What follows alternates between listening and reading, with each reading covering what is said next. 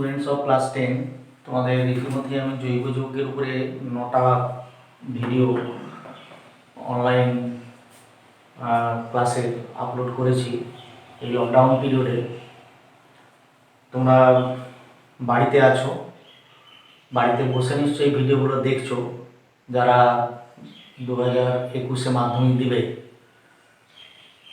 এবং জৈব যৌগের যে ক্লাসগুলো হয়েছে সেই ক্লাসগুলো করার পরে তোমাদের কোশ্চেন ব্যাংক বা টেক্সট বুকের পিছনে বা পরিচ্ছেদের পিছনে অনুশীলনীতে যেসব প্রশ্ন আছে সেই প্রশ্নগুলো তোমরা অনুশীলন করবে।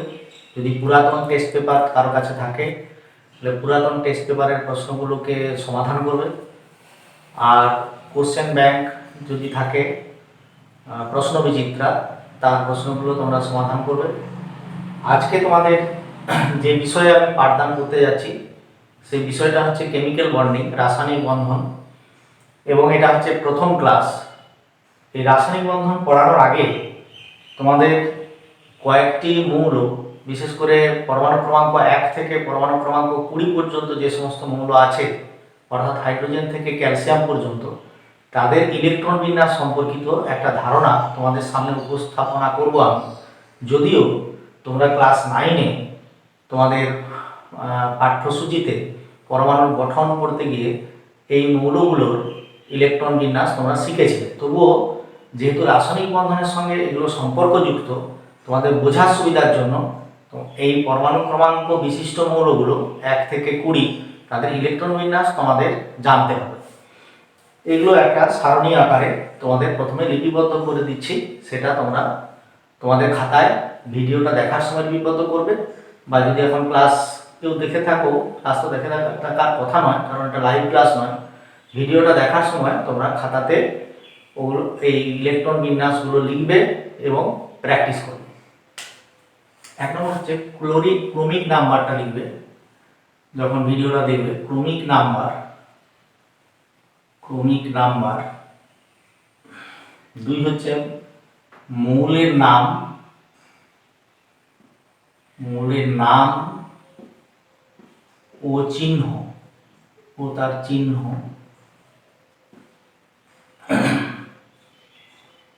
পরমাণু ক্রমাঙ্ক মানে মৌলটির পরমাণু ক্রমাঙ্ক, মৌলটির পরমাণু ক্রমাঙ্ক এবং ইলেকট্রন বিন্যাস। মৌলটির যে পরমাণুর ইলেকট্রন বিন্যাস। এই হচ্ছে যে এইভাবে তোমরা 4টে ঘর নিয়ে 4টে কলামে এগুলো লিখবে। 1 নম্বর হচ্ছে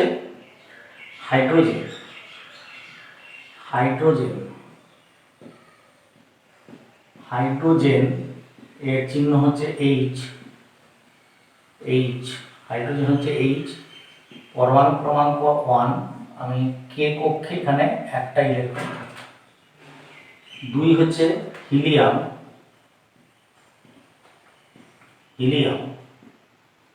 হিলিয়ামের চিহ্ন হচ্ছে He। 2 হচ্ছে পরমাণু ক্রমাঙ্ক, কে কক্ষের ধারণ ক্ষমতা 2 সর্বোচ্চ, তার এখানে 2 থাকবে। 3 নম্বরে লিথিয়াম Li,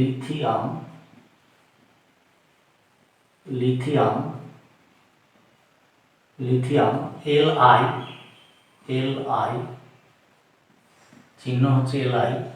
3 হচ্ছে পরমাণু ক্রমাঙ্ক, তার ইলেকট্রন বিন্যাস হবে কে কক্ষে 2 এবং এল কক্ষে 1টা। 4-এ লিথিয়ামের পরে বেরিলিয়াম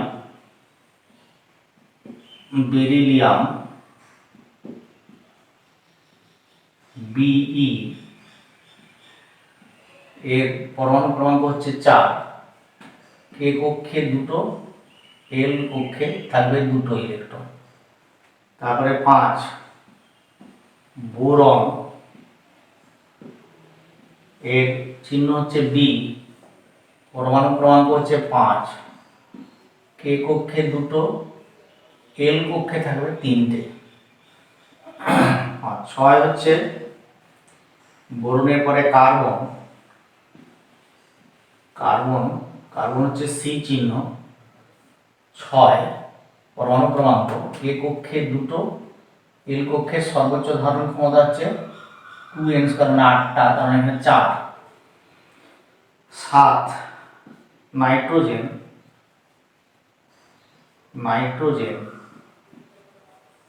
নাইট্রোজেনের চিহ্ন হচ্ছে N, নাইট্রোজেন হচ্ছে N, চিহ্ন হচ্ছে N, এর পরমাণু ক্রমাঙ্ক হচ্ছে 7, এর ইলেকট্রন বিন্যাস হচ্ছে কে কক্ষে 2 আর এল কক্ষে 5টা। তারপর হচ্ছে 8 হচ্ছে অক্সিজেন, অক্সিজেন অক্সিজেনের চিহ্ন হচ্ছে ও, চিহ্ন ও, পরমাণু ক্রমাঙ্ক 8, ইলেকট্রন বিন্যাস কে কক্ষে 2, এল কক্ষে 6টা, সরি হ্যাঁ এল কক্ষে 6টা, কে কক্ষে 2, এল কক্ষে 6। এরপর হচ্ছে ফ্লুরিন, ফ্লুরিন ফ্লুরিনের হচ্ছে চিহ্ন হচ্ছে এফ, এর পরমাণু ক্রমাঙ্ক 9, তাহলে কে তে 2 এবং এল এ হচ্ছে 7। তারপর হচ্ছে যে তোমার হিলিয়াম, নিয়ন, নিয়ন এর চিহ্ন হচ্ছে Ni, নিয়নের চিহ্ন হচ্ছে Ni, এর পরমাণু ক্রমাঙ্ক হচ্ছে 10, কে কক্ষে 2, এল কক্ষে 8টা। এই হচ্ছে 10টা ইলেকট্রন বিন্যাস। প্রথম 10টা আমি লিখলাম, এরপরে আরো 10টা লিখে দিচ্ছি তোমাদের। প্রথম দুটো আমরা 2-3টা মুছে দিচ্ছি।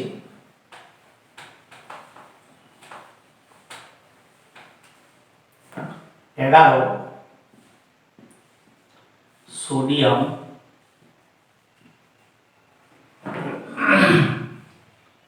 সোডিয়াম নাইট্রিয়াম থেকে চিহ্ন হচ্ছে Na, পরমাণু ক্রমাঙ্ক হচ্ছে 11, কে কক্ষে 2, এল কক্ষ 8টা দিলে ভর্তি হয়ে যায়, তাহলে এম কক্ষে ইলেকট্রন যাবে 1টা। 12 ম্যাগনেসিয়াম, ম্যাগনেসিয়াম Mg, পরমাণু ক্রমাঙ্ক 12, কে কক্ষে 2, এল কক্ষে 8টা আর এম কক্ষে 2 ইলেকট্রন। তারপর হচ্ছে অ্যালুমিনিয়াম, অ্যালুমিনিয়াম অ্যালুমিনিয়াম Al হচ্ছে চিহ্ন তার, পরমাণু ক্রমাঙ্ক 13, কে কক্ষে 2, এল কক্ষে 8টা, এম কক্ষে 3টা ইলেকট্রন থাকবে। এরপরে আসবো আমরা 14,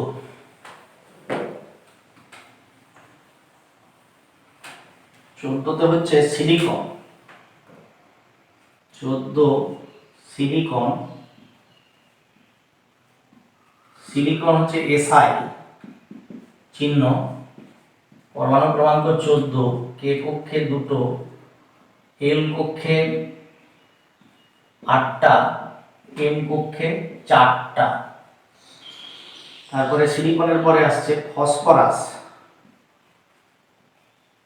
ফসফরাস পি চিহ্ন, পরমাণু ক্রমাঙ্ক 15, কে কক্ষে 2, এল কক্ষে 8টা, এম কক্ষে থাকছে তার ইলেকট্রন 5টা।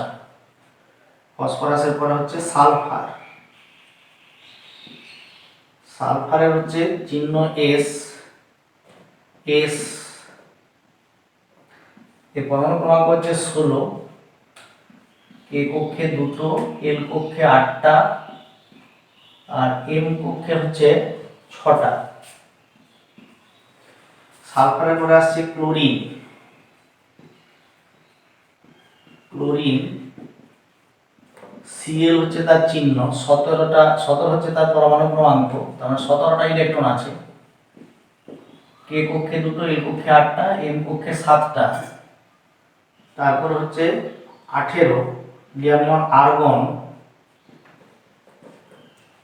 চিহ্ন Ar, পরমাণু ক্রমাঙ্ক 18, ইলেকট্রন বিন্যাস K কক্ষে 2টো, L কক্ষে 8টা আর M কক্ষে 8টা।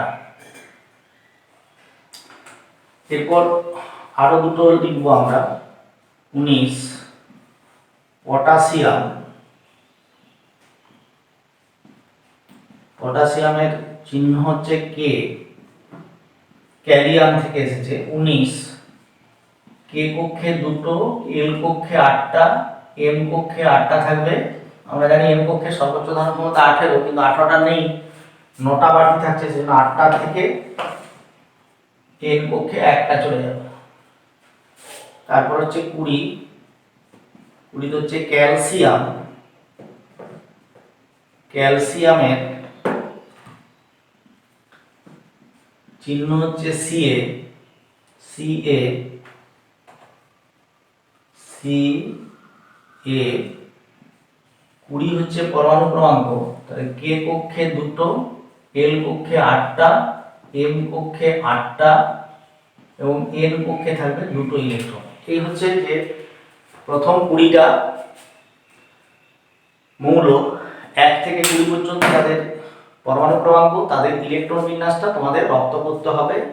এটা তোমরা লিখে নেবে, নোট দিয়ে রাখবে এবং এটা মনে রাখবে। এরপর তোমাদের আসছি আমি এই ইলেকট্রন বিন্যাস থেকে বোঝানোর চেষ্টা করব যে কোনটাকে যোজক ইলেকট্রন বলা হয়, কোনগুলোকে যোজক ইলেকট্রন বলা হয়, এবং কোনটাকে কক্ষের মধ্যে কোনটাকে যোজ্যতা কক্ষ বলা হয়, এবং এই মৌলের পরমাণুগুলো কেন রাসায়নিক বন্ধনে অংশগ্রহণ করতে চায়, এই বিষয়গুলো তোমাদের কাছে আলোচনা করব এবং কিভাবেই বা তারা অংশগ্রহণ করে রাসায়নিক বন্ধনে, সেগুলো এক এক করে আলোচনা করব। দেখো, পরমাণুর সবচেয়ে বাইরের কক্ষে কোনো মৌলের পরমাণুর ইলেকট্রন বিন্যাস আমরা লিখলাম, লেখার পরে তার সবচেয়ে বাইরের কক্ষ বা সর্ববহিষ্ঠ কক্ষে এক বা একের বেশি ইলেকট্রন থাকে। এই ইলেকট্রনগুলো কে যোজ্যতা ইলেকট্রন বা ভ্যালেন্স ইলেকট্রন বলা হয়, এবং ওই সবচেয়ে বাইরের কক্ষটিকে, মৌলের পরমাণুর ওই সবচেয়ে বাইরের কক্ষটিকে বলা হয় ভ্যালেন্স সেল বা যোজ্যতা কক্ষ। আমি একটা উদাহরণ দিয়ে বলি, যেমন ধরো ক্যালসিয়াম, ক্যালসিয়াম, ক্যালসিয়াম Ca, এর ইলেকট্রন বিন্যাসটা কিভাবে লিখব? Ca 20, তার পরমাণু ক্রমাঙ্কটা এভাবে লেখা হয়, তোমরা জানো, নিচে বাম দিকে লেখা হয়। তার ইলেকট্রন বিন্যাস K কক্ষে 2টো, L কক্ষে 8টা এবং M কক্ষে 8টা আর N কক্ষে থাকে 2টো ইলেকট্রন। এই তার ইলেকট্রন বিন্যাস। এখন এটা হচ্ছে প্রথম কক্ষ, দ্বিতীয় কক্ষ, তৃতীয় কক্ষ, এটা চতুর্থ কক্ষ, অর্থাৎ সবচেয়ে বাইরের কক্ষ হচ্ছে N কক্ষ। এই N কক্ষকে বলা হচ্ছে, এটাকে বলা হয় যোজ্যতা কক্ষ, যোজ্যতা কক্ষ, বা ইংরেজিতে বলা হয় ভ্যালেন্স সেল, ভ্যালেন্স সেল। এটা হচ্ছে যোজ্যতা কক্ষ। তাহলে প্রতিটি মৌলের পরমাণুরই সবচেয়ে বাইরের কক্ষ, যেমন যদি আমি লিথিয়াম লিখি, লিথিয়ামের পরমাণু ক্রমাঙ্ক 3, তাহলে K কক্ষে 2টো, L কক্ষে তার একটা ইলেকট্রন থাকে, তাহলে এই L কক্ষটা তার হচ্ছে যোজ্যতা কক্ষ। হাইড্রোজেন যদি 1 লিখি, তার পরমাণু ক্রমাঙ্ক 1, তার ইলেকট্রন বিন্যাস হচ্ছে K1, তার মানে এখানে এইটাই হচ্ছে তার যোজ্যতা কক্ষ। নিশ্চয়ই আমরা যোজ্যতা কক্ষ কাকে বলতে চাচ্ছি সেটা তোমরা বুঝতে পারছো। কোনো মৌলের পরমাণুর সবচেয়ে বাইরের কক্ষে যেখানে যোজক ইলেকট্রনগুলো থাকে, তা সেইগুলোকেই বলা হচ্ছে, সেই কক্ষগুলোকেই বলা হচ্ছে, বা সেই কক্ষকে বলা হচ্ছে, কোনো একটা নির্দিষ্ট পরমাণুর ক্ষেত্রে একটি কক্ষ হবে, সেই কক্ষটিকেই বলা হচ্ছে তার যোজ্যতা কক্ষ বা ভ্যালেন্স সেল। এবং ভ্যালেন্স সেলে যে ইলেকট্রনগুলো থাকে, তার মানে এখানে ক্যালসিয়ামের ক্ষেত্রে ভ্যালেন্স সেলে ইলেকট্রন আছে দুটো এন কক্ষে, এবং লিথিয়ামের ক্ষেত্রে আছে একটা, হাইড্রোজেনের ক্ষেত্রে আছে একটা। এগুলোকে বলা হচ্ছে তোমার ভ্যালেন্স ইলেকট্রন। তাহলে যোজ্যতা কক্ষ বা ভ্যালেন্স সেলে যে ইলেকট্রনগুলি থাকে সেটা 1 হতে পারে, 2 হতে পারে, 3 হতে পারে, 4 হতে পারে, 5 হতে পারে, 6 হতে পারে, 7 হতে পারে। সেইগুলো হচ্ছে যে তাদের ওই মৌলের পরমাণু হচ্ছে যে যোজক ইলেকট্রন বা ভ্যালেন্স ইলেকট্রন। এখন এই যে মৌলের পরমাণু ইলেকট্রন বিন্যাস বললাম যে এরা কি চায়, ইলেকট্রন বিন্যাসটা থেকে বুঝতে চাইবো যে কেন এরা রাসায়নিক বিক্রিয়ায় অংশগ্রহণ করে। যেমন প্রথম যদি বলি হাইড্রোজেন, তার ইলেকট্রন বিন্যাস যদি দেখি তাহলে তার ইলেকট্রন বিন্যাস হচ্ছে কে কক্ষে একটা ইলেকট্রন আছে, এটাই তার যোজ্যতা কক্ষ এবং যোজক ইলেকট্রন একটা। তার নিকটবর্তী যে নিষ্ক্রিয় গ্যাস হিলিয়ামের 2 হচ্ছে পরমাণু ক্রমাঙ্ক, তার ইলেকট্রন বিন্যাস হচ্ছে কে কক্ষে 2টা, এবং কে কক্ষে সর্বোচ্চ ধারণ ক্ষমতা আমরা জানি 2n² ফর্মুলা দিয়ে। এখানে n = 1, মানে 2 × 1 এর হোল স্কয়ার = 2, অর্থাৎ সব এর কে কক্ষের যে সর্বোচ্চ ধারণ ক্ষমতা হিলিয়াম সেটা পূর্ণ করেছে। অর্থাৎ একমাত্র হিলিয়াম, আমরা জানি যে হিলিয়ামটা নিষ্ক্রিয় গ্যাসগুলো লিখি পরপর, হিলিয়াম, নিয়ন পরপর লিখলাম, নিয়নের 10, তারপরে আর্গন 18, তাহলে ইলেকট্রন বিন্যাস হচ্ছে কে কক্ষে 2টো, এল কক্ষে 8টা, তাহলে 10টা পূরণ হয়েছে। আর এর 18,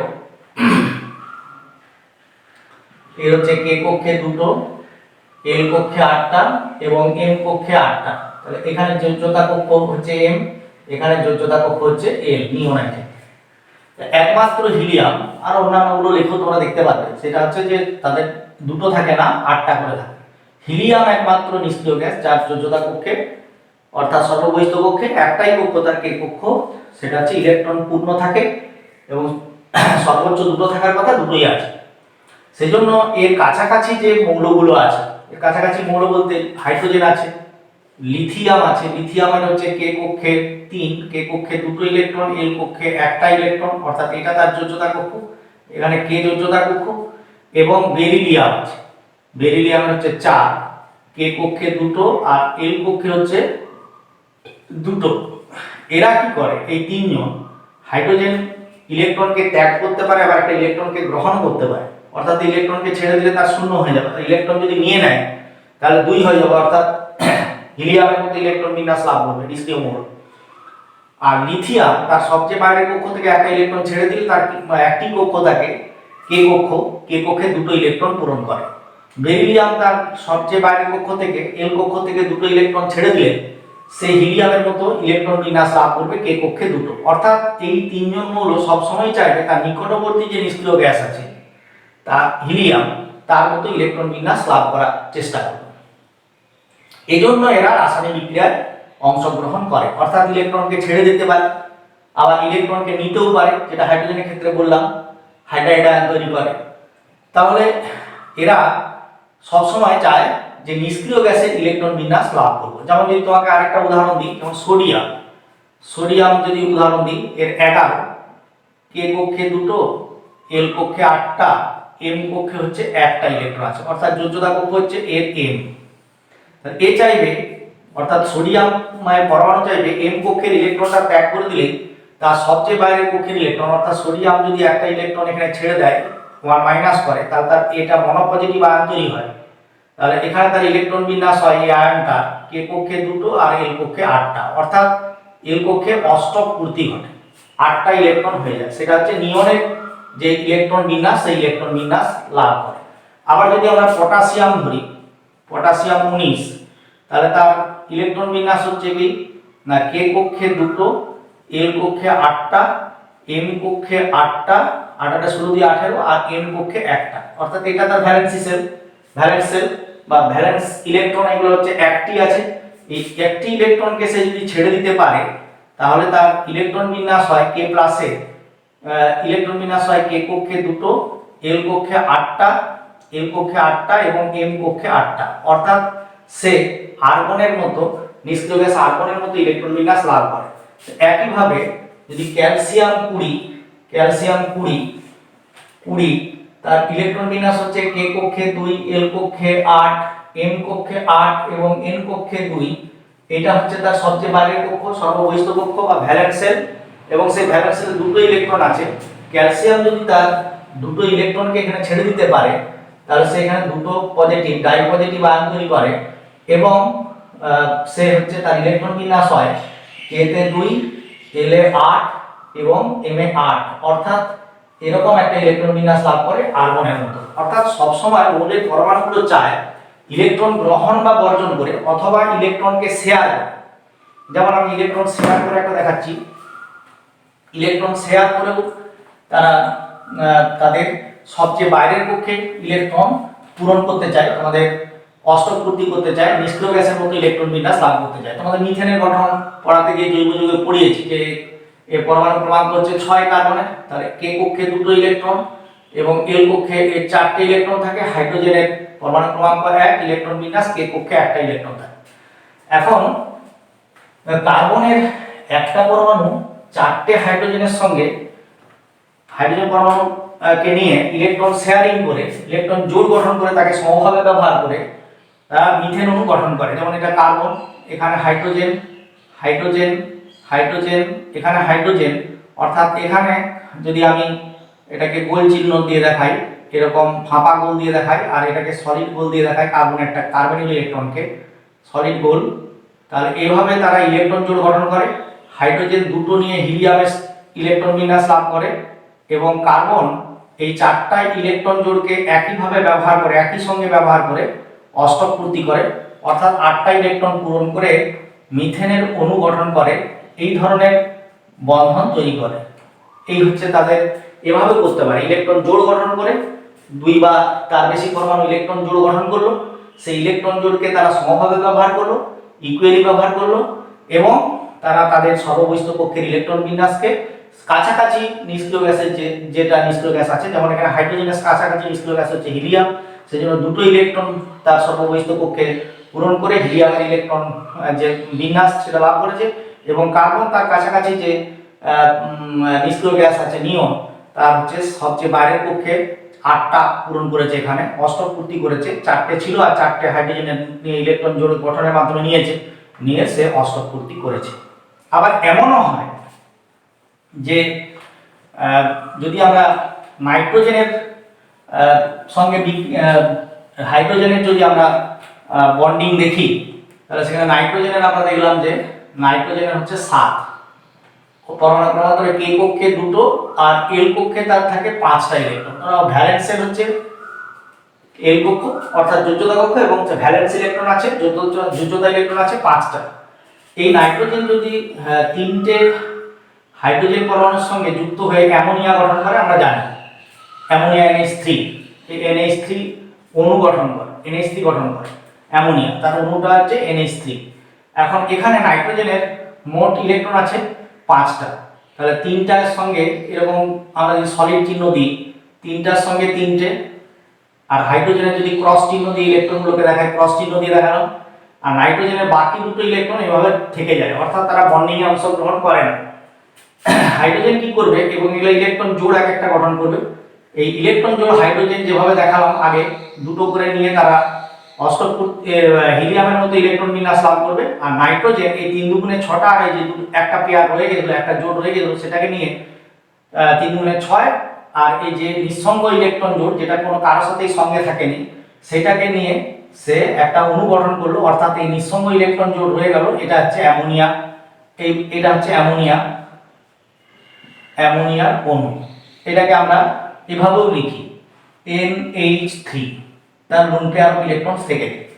এখানে আমরা বলেছিলাম জৈব যৌগ পড়াতে গিয়ে যে এই ইলেকট্রন জোড়গুলোকে আমরা সোজা চিহ্ন দিয়ে লিখি, একটা দাগের সরলরেখা দিয়ে, যেটাকে বলা হয় সমযোজী বন্ধন, এবং এটাকে বলা হয় বন্ড পেয়ার, বন্ধন ইলেকট্রন জোড়।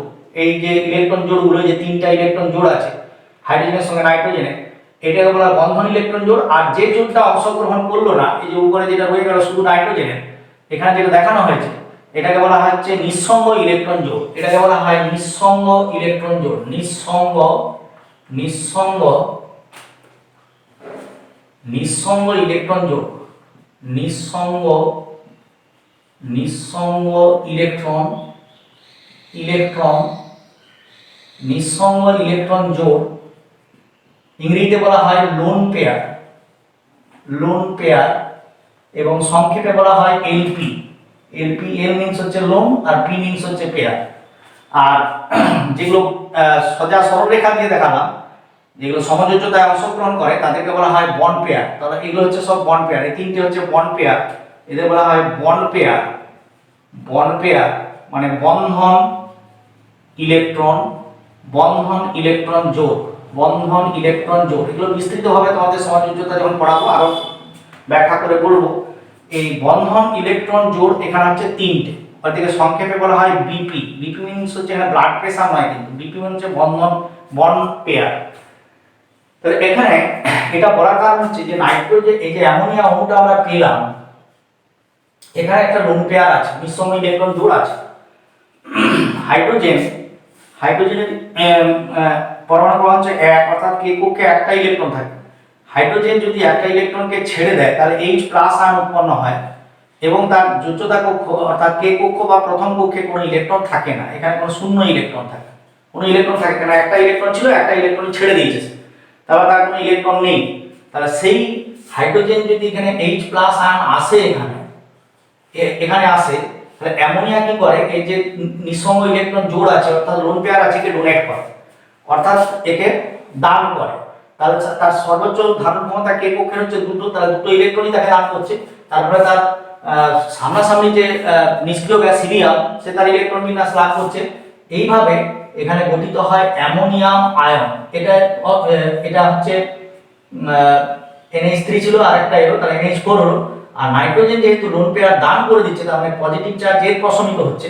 এর যে ধনাত্মক আয়ন ছিল পজিটিভ চার্জ, সেটা লোন পেয়ার দিয়ে ইলেকট্রন দিয়ে তার ঘাটতি মিটিয়ে এটা প্রশমিত হলো, কিন্তু নাইট্রোজেনের ইলেকট্রন ঘাটতি হয়ে গেল। নাইট্রোজেনের মাথায় হলো প্লাস, এটাকে বলা হয় অ্যামোনিয়াম আয়ন। এটাকে বলা হয় অ্যামোনিয়াম আয়ন, অবশ্যই ক্যাটায়ন, কারণ পজিটিভ আয়ন। এই হচ্ছে এই ধরনের যে যোজ্যতা, এই যে ইলেকট্রন নিঃশর্তভাবে দান করলো, এটাকে বলা হয় অসমযোজ্যতা। তাহলে প্রথম হচ্ছে এখানে দু ধরনের যোজ্যতা আছে। একটা হচ্ছে এটা হচ্ছে সমযোজ্যতা, যেটা নাইট্রোজেন হাইড্রোজেনের মাঝে হচ্ছে, যেটা দাড়ি দিয়ে দেখানো হচ্ছে, দাগ দিয়ে দেখানো হচ্ছে, সরলরেখা দিয়ে দেখানো হয়েছে, যেটাকে যে ইলেকট্রন জোড়গুলোকে আমরা বন্ড পেয়ার বলছি, অর্থাৎ তিনটা সমযোজ্যতা আছে। আর একটা নিঃসঙ্গ ইলেকট্রন জোড় আছে। সেই নিঃসঙ্গ ইলেকট্রন যখন H+ এর সঙ্গে তাকে ডোনেট করছে, তারপরে অ্যামোনিয়াম আয়ন উৎপন্ন হচ্ছে। এই যে ডোনেশনটা নিঃসঙ্গভাবে দিয়ে যে বন্ডটা গঠন, অর্থাৎ আমরা যদি এরকম ভাবে দেখাই যে অ্যামোনিয়া হাইড্রোজেনের মধ্যে এরকম একটা বন্ধন, এখানে H+ আর এখানে এর মধ্যে যে একটা বন্ধন তৈরি হলো, এই বন্ধনটাকেই বলা হচ্ছে অসমযোজ্যতা। এই ধরনের বন্ধনকে বলা হচ্ছে অসমযোজ্যতা। এটা এই ধরনের তার তিনটে উপায়। এক নম্বর হচ্ছে যে ইলেকট্রন দান করে, একজন ইলেকট্রন দান করবে, একজন ইলেকট্রন গ্রহণ করবে। যেমন ধরি তিনটে উপায় কি কি, দুটো উপায় আলোচনা করলাম আমি। আরেকটা উপায় হচ্ছে যে প্রথমে যেটা বলছিলাম, যে ধরো সোডিয়াম ক্লোরাইড অনুগঠিত হবে, তাহলে সোডিয়াম কি, সোডিয়ামের হচ্ছে 11, Na11, ইলেকট্রন বিন্যাস কে কক্ষে দুটো, এল কক্ষে 8টা, এম কক্ষে 1টা, তাহলে তার যোজ্যতা কক্ষে এটা। ক্লোরিন 17 হচ্ছে কে কক্ষে দুটো, এল কক্ষে 8টা, তাহলে এম কক্ষে 8টা আর এন কক্ষে 7টা। এটা যদি ইলেকট্রন একটা ছেড়ে দিতে পারে, তাহলে তার এল কক্ষে 8টা হয়ে যায়, অর্থাৎ আর্গনের মতো ইলেকট্রন বিন্যাস লাভ করে। আর এ যদি একটা ইলেকট্রন গ্রহণ করতে পারে ক্লোরিন এন কক্ষে, তাহলে সেটা এটা সোডিয়াম যদি একটা ইলেকট্রনকে ত্যাগ করতে পারে, তাহলে সে নিয়নের ইলেকট্রন বিন্যাস লাভ করে, নিকটবর্তী নিষ্ক্রিয় গ্যাস।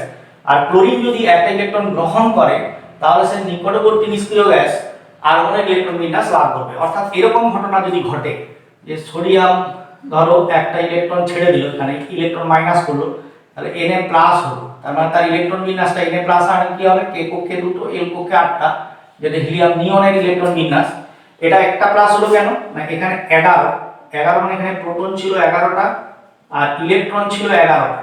এটা একটু ব্যাখ্যা করে বলি তোমাদের। এখানে প্রোটন কিন্তু 11টাই রইল, প্রোটনের সঙ্গে আদান প্রদান কিছু হয় না, সেই নিউক্লিয়াসের ভিতরে যেমন আছে। ইলেকট্রন একটা কমে যে হয়েছে 10টা। তাহলে 11টা প্রোটনের মধ্যে 10টা প্রোটন 10টা ইলেকট্রনকে প্রশমিত করছে, কিন্তু একটা প্রোটন বেড়ে যাচ্ছে বলে একটা প্লাস। আরেকবার বলছি, সোডিয়ামের পরমাণু ক্রমাঙ্ক 11 বলে প্রোটন আছে 11টা, ইলেকট্রন আছে 11টা, একটা ইলেকট্রন ছেড়ে দিয়ে মনোপজিটিভ আয়ন তৈরি করেছে এই Na প্লাস। এখন এই Na প্লাসের মধ্যে প্রোটন সংখ্যা অপরিবর্তিত আছে, কারণ প্রোটন আছে নিউক্লিয়াসের মধ্যে, তাকে নিয়ে আমরা কোনো নাড়াচাড়া করিনি, সে বাইরেও বেরোয়নি আর ভেতরেও ঢুকেনি। তাহলে নতুন করে ইলেকট্রন কিন্তু একটা বেরিয়ে গেছে সর্ববহিষ্ঠ কক্ষ থেকে, সবচেয়ে বাইরের কক্ষ বা যোজ্যতা কক্ষ থেকে। তারপর ইলেকট্রনের সংখ্যা হচ্ছে 11 ছিল, হয়েছে 10। এই 10টা ইলেকট্রনকে এখন 10টা প্রোটন প্রশমিত করার পর একটা প্রোটন বাড়তি থেকে যায়, একটা প্রোটনের চার্জ, যেটা এখানে দেখানো হয়েছে। এবারে ধরো ক্লোরিনের 17, সে তার একটা ইলেকট্রন, যে ইলেকট্রনটা ছেড়েছে এন কক্ষ থেকে, সেটাকে গ্রহণ করলো। তারপরে সে মাইনাস হলো, ইলেকট্রন তার বেড়ে গেছে। তারপর তার ইলেকট্রন বিন্যাস হলো, কে কক্ষে যেমন ছিল দুটো, এল কক্ষে 8টা, এন কক্ষে 8টা, আর এন কক্ষে 7টা ছিল, সেটা বেড়ে হলো 8টা, অর্থাৎ আর্গনের ইলেকট্রন বিন্যাস লাভ হলো।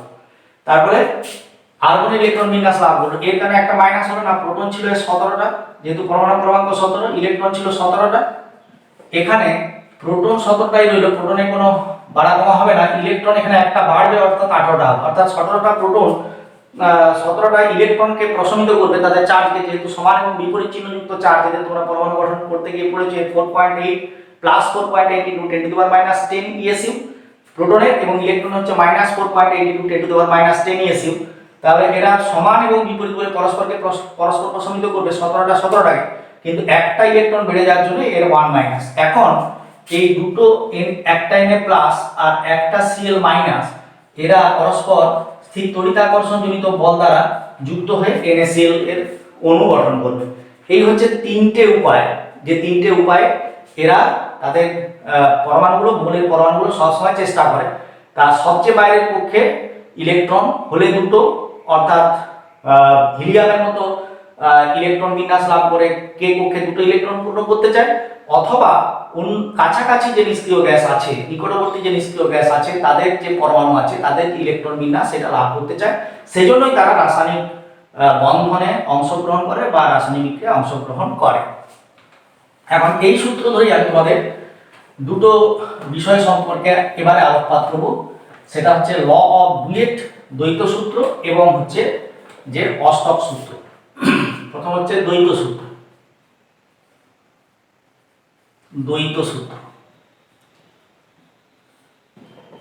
ল অফ বুয়েট, দ্বৈত সূত্র। এটা কি না, ওই যে হাইড্রোজেন, লিথিয়াম, বেরিলিয়ামের মতো মৌলগুলো, তারা কি করে, তাদের সবচেয়ে কাছের নিষ্ক্রিয় গ্যাস হিলিয়াম, তার ইলেকট্রন বিন্যাস লাভ করার জন্য সবচেয়ে বাইরের কক্ষে দুটো ইলেকট্রন পূরণ করতে চায়। এটাকে বলা হচ্ছে দ্বৈত সূত্র। অর্থাৎ হাইড্রোজেন, তার একটা ইলেকট্রন আছে কে কক্ষে একটা, এটাই তার ভ্যালেন্স শেল। লিথিয়াম, তার তিনটে ইলেকট্রন আছে কে কক্ষে দুটো, এল কক্ষে একটা, এটাই তার ভ্যালেন্স শেল বা যোজ্যতা কক্ষ। বেরিলিয়াম, তার 4 হচ্ছে পরমাণু ক্রমাঙ্ক, কে কক্ষে দুটো, এল কক্ষে হচ্ছে দুটো, তার এটা ভ্যালেন্স শেল। তাহলে এখানে একটা ইলেকট্রন যদি গ্রহণ করে, বর্জনও করতে পারে গ্রহণও করতে পারে, এখানে যদি গ্রহণ করে তাহলে তার কে কক্ষে হয়ে যায়, গ্রহণ করলে এটা মাইনাস হবে, তার কারণ নেগেটিভ চার্জটা বেড়ে যাচ্ছে, তার মানে কে কক্ষে দুটো ইলেকট্রন পূরণ করে, মানে এখানে হিলিয়ামের মতো ইলেকট্রন বিন্যাস লাভ করে।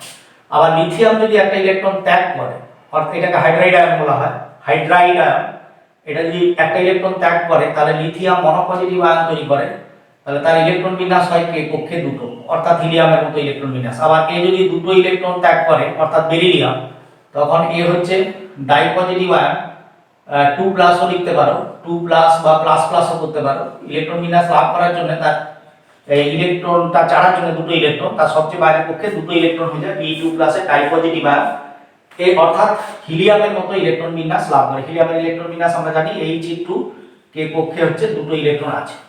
এরা সবসময় চাইবে যে তার সবচেয়ে বাইরের পক্ষে হিলিয়ামের মতো দুটো ইলেকট্রন পাওয়ার চেষ্টা করবে, একে বলা হচ্ছে দ্বৈত সূত্র। এবার ল অফ অক্টেট বা অষ্টক সূত্র।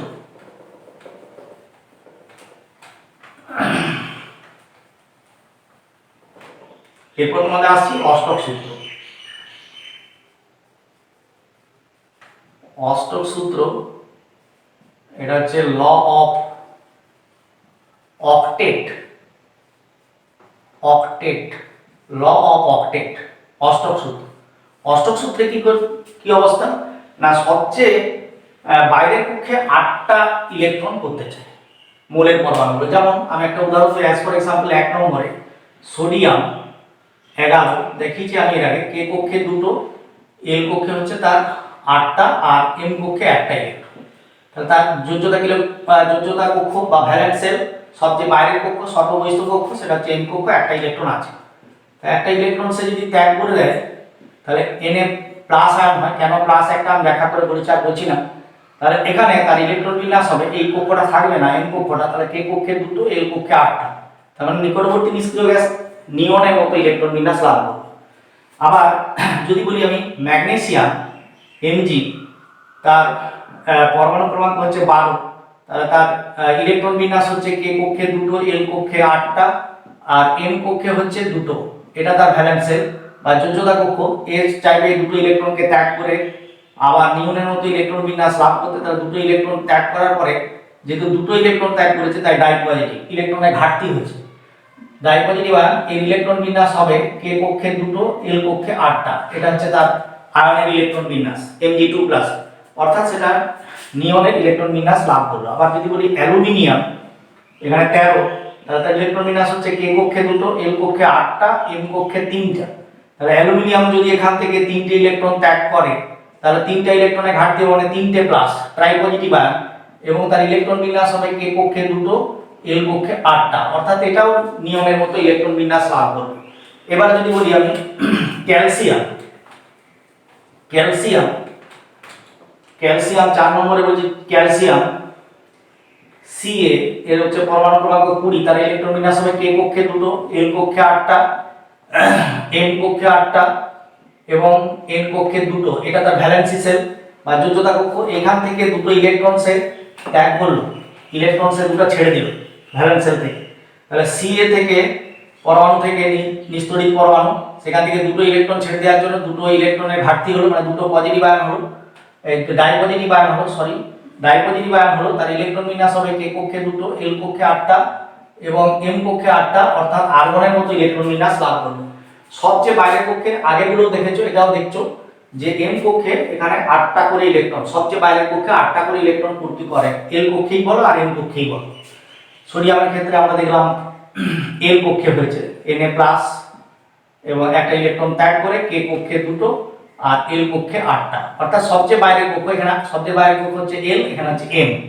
এই 8টা করে ইলেকট্রন পূর্তি করার যে চেষ্টা, তারপরে এবং নিকটবর্তী এই চেষ্টা কেন চালায়, কাছাকাছি যে নিষ্ক্রিয় গ্যাস আছে তার ইলেকট্রন বিন্যাস লাভ করবে।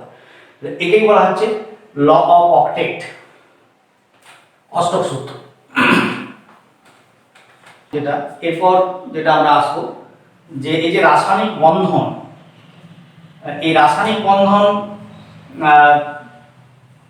কেন, কাকে বলে, রাসায়নিক বন্ধন কাকে বলে? 2 বা তার বেশি মৌল রাসায়নিকভাবে সুস্থিত মৌলের পরমাণু, 2 বা তার বেশি মৌলের পরমাণু, এর আগে ব্যাখ্যা করেছি আমি, অ্যামোনিয়ার গঠন দেখিয়েছি, NaCl এর অর্থাৎ সোডিয়াম ক্লোরাইডের অণুর গঠন দেখিয়েছি।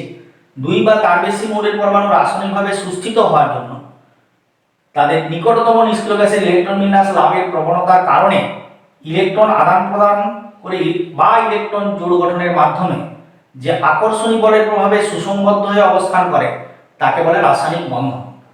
তাহলে রাসায়নিক বন্ধন কি কি? 3টা উপায় বললাম। একটা হচ্ছে যে মৌলের পরমাণুগুলো 2 বা তার বেশি তারা অংশগ্রহণ করবে, করে তাদের সর্ববহিস্থ কক্ষ থেকে ইলেকট্রন কেউ দান করবে অর্থাৎ ত্যাগ করবে, আবার কেউ তা সেই ইলেকট্রনকে গ্রহণ করবে। তাহলে যে ত্যাগ করবে সে ক্যাটায়ন গঠন করবে, পজিটিভ আয়ন গঠন করবে, এবং যে গ্রহণ করবে সে নেগেটিভ আয়ন গঠন করবে। যেমন Na+ পজিটিভ আয়ন গঠন করলো, ক্লোরাইড আয়ন হলো, ক্লোরিন ক্লোরাইড আয়ন উৎপন্ন করলো, Cl- নেগেটিভ আয়ন, অ্যানায়ন। এই ক্যাটায়ন এবং অ্যানায়ন অর্থাৎ Na+ এবং Cl- তারা স্থির তড়িতাকর্ষণ জনিত বলের প্রভাবে যুক্ত হয়ে NaCl অণু গঠন করবে। আবার CH4 মিথেন, সেটাও দেখালাম যে কার্বনের একটা করে ইলেকট্রন এবং যোজ্যতা কক্ষে যে 4টি ইলেকট্রন আছে সে একটি করে 4টি জোড় গঠন করবে। কার সঙ্গে না, হাইড্রোজেন পরমাণু একটি করে যে ইলেকট্রন আছে তার সঙ্গে মোট 4টি জোড় গঠন করবে। সেই 4টি জোড়কে কার্বন সমভাবে ব্যবহার করে 4 দুগুণে 8টি ইলেকট্রন পূরণ করবে। আর হাইড্রোজেন তার নিকটবর্তী নিষ্ক্রিয় গ্যাস হিলিয়ামের ইলেকট্রন বিন্যাসের জন্য দুটো করে ইলেকট্রন নিয়ে একটি করে জোড় ব্যবহার করে সেই হিলিয়ামের মতো নিষ্ক্রিয় গ্যাসের ইলেকট্রন বিন্যাস লাভ করবে। এভাবে হতে পারে। আবার অ্যামোনিয়া আর H+R এর সঙ্গে দেখালাম যে অ্যামোনিয়া নাইট্রোজেনের যে পরমাণু আছে, নাইট্রোজেন পরমাণুর যে বন্ধন নিঃসঙ্গ ইলেকট্রন জোড় আছে, সেই নিঃসঙ্গ ইলেকট্রন জোড়কে নিঃশর্তভাবে হাইড্রোজেন এর যে পজিটিভ আয়ন আছে তাকে দান করে অ্যামোনিয়াম আয়ন তৈরি করবে, এটাও হতে পারে। অর্থাৎ এই তিনটা উপায়ে তারা যুক্ত হয়ে যে বলের মাধ্যমে সুসংবদ্ধভাবে যে বলের মাধ্যমে অবস্থান করে তাকেই হচ্ছে রাসায়নিক বন্ধন বলে, কেমিক্যাল বন্ডিং। এই রাসায়নিক বন্ধন তাহলে তিনটে উপায়ে হতে পারে। রাসায়নিক বন্ধন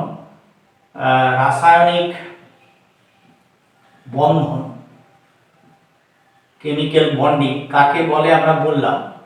এবারে এটা তিনটে উপায়ে হতে পারে। কেমিক্যাল বন্ডিং তিনটে উপায়ে হতে পারে। একটা হচ্ছে যে এখান থেকে যদি নিই, এক হচ্ছে যে ইলেকট্রন আদান প্রদান করে দুই বা তার বেশি মৌলের পরমাণু ইলেকট্রন আদান প্রদান করে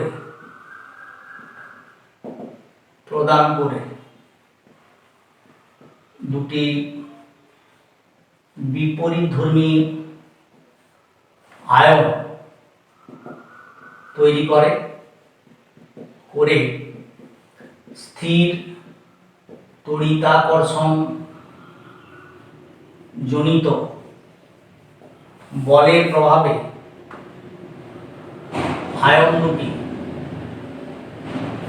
অবশ্যই বিপরীতধর্মী আয়ন দুটি, বিপরীত তড়িৎধর্মী আয়ন দুটি যুক্ত হয়। এটা হচ্ছে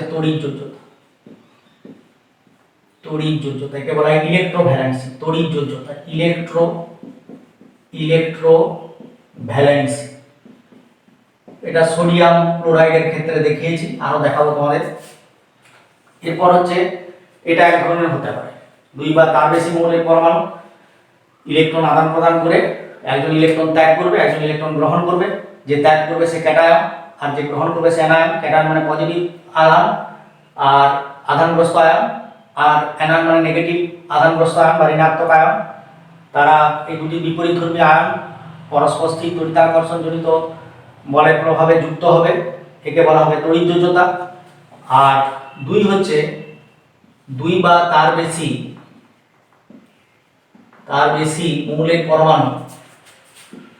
মৌলের পরমাণু যোজ্যতা কক্ষের ইলেকট্রন ব্যবহার করে ইলেকট্রন জোড় গঠন করে তাকে সমভাবে ব্যবহার করে এটা অনুগঠন করবে, সেটা হচ্ছে সমযোজ্যতা। এটাকে বলা হচ্ছে সমযোজ্যতা। কোভ্যালেন্সি, ইংরেজিতে বলা হয় কোভ্যালেন্সি, সমযোজ্যতা। ওটা ইলেকট্রোভ্যালেন্সি তড়িৎযোজ্যতা, এটা হচ্ছে সমযোজ্যতা, কোভ্যালেন্সি। আর একটা হচ্ছে যে কোনো অণু বা আয়ন তার নিঃসঙ্গ ইলেকট্রন